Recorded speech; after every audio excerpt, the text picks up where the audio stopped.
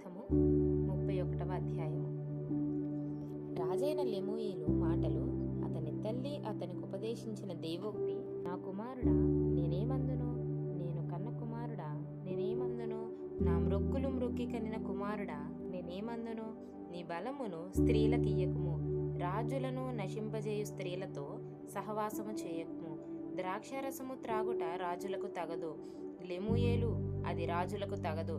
మద్యపానాసక్తి అధికారులకు తగదు, త్రాగిన ఎడల వారు కట్టడలను మరుతురు. దీనులకందరికీ అన్యాయము చేయుదురు. ప్రాణము పోవుచున్న వారికి మద్యము నీయుడి, మనోవ్యాకులము గలవారికి ద్రాక్షారసము నీయుడి. వారు త్రాగి తమ పేదరికము మరతురు, తమ శ్రమను ఇంక తలంచకుందురు. మూగవారికిని దిక్కులేని వారికందరికీ న్యాయము జరుగునట్లు నీ నోరు తెరువుము.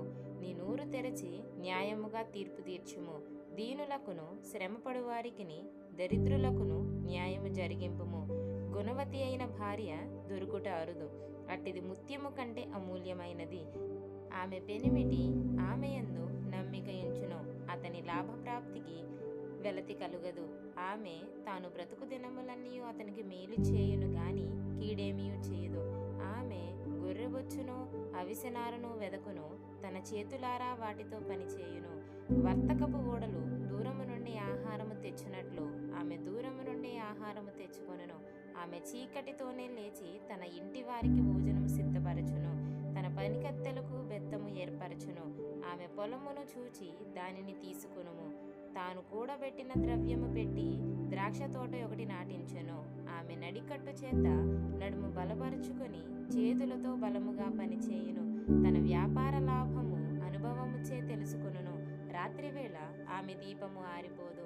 ఆమె పంటెను చేత పట్టుకొనును, తన వ్రేళ్లతో కుదురు పట్టుకొని వడుకును. దీనులకు తన చెయ్యి చాపును, దరిద్రులకు తన చేతులు చాపును. తన ఇంటి వారికి చలి తగులునని భయపడదు. ఆమె ఇంటి వారందరూ రక్తవర్ణ వస్త్రములు ధరించిన వారు. ఆమె పరుపులను సిద్ధపరచుకొనును.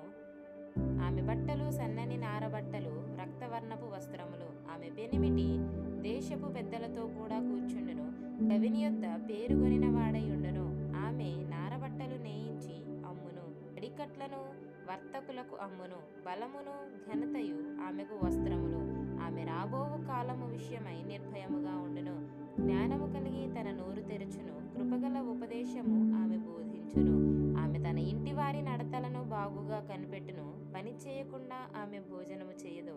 ఆమె కుమారులు లేచి ఆమెను ధన్యురాలందురు.